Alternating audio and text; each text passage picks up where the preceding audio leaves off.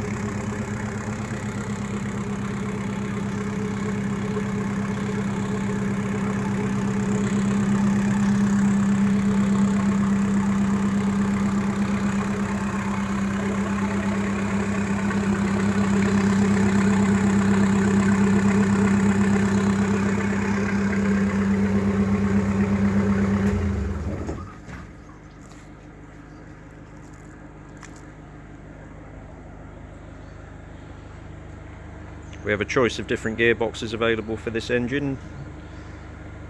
Please visit our website www.marineenterprises.co.uk. Many thanks for watching.